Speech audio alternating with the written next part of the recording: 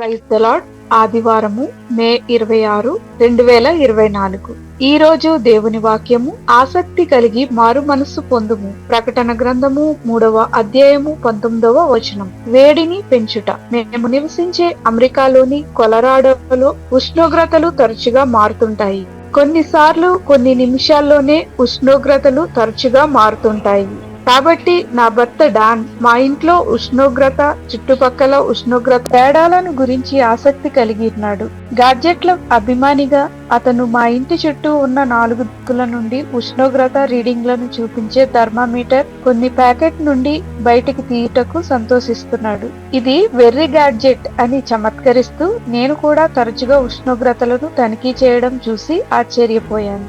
లోపల బయట తేడాలు నన్ను ఆకర్షించాయి. యేసు ప్రకటన గ్రంథంలో చెప్పిన 7 నగరాలలో అత్యంత ధనికమైన లవోదికియాలోని నులివెచ్చని సంఘమును వివరించడానికి ఉష్ణోగ్రతను ఉపయోగించాడు. సందడిగా లావాదేవీలు, దుస్తులు, వైద్యమునకు కేంద్రీకృతమైన నగరం అత్యల్పమైన నీటి సరఫరాతో ఇబ్బంది పడేది. కాబట్టి వేడి నీటి బుగ్గ నుండి నీటిని తీసుకువెళ్లడానికి నీటి కాలువ దీనికి అవసరం. అయితే నీరు లవోదికియా చేరుకునే సమయానికి అది వెచ్చగానైనను చల్లగానైనను ఉండదు. సంఘం కూడా నులివెచ్చనిగా ఉంది. యేసు ప్రభువు చెప్పాడు, నీ క్రియలను నేనెరుగుదును. నీవు చల్లగానైనను వెచ్చగానైనను లేవు.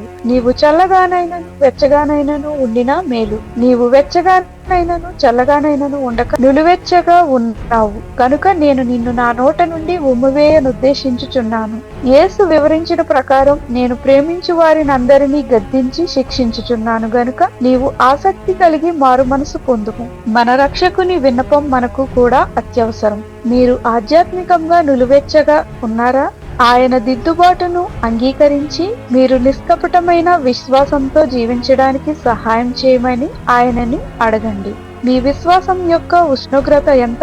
పరిశీలన చేసుకోండి. ప్రార్థన. తండ్రి, నీ పట్ల నా సమర్పణ చల్లబడితే నా విశ్వాసాన్ని మేల్కొల్పడానికి, వేడెక్కడానికి నీ పరిశుద్ధాత్మ వెచ్చని ప్రేమతో మమ్మల్ని తాకమని యేసు నామమున అడుగుచున్నాం తండ్రి.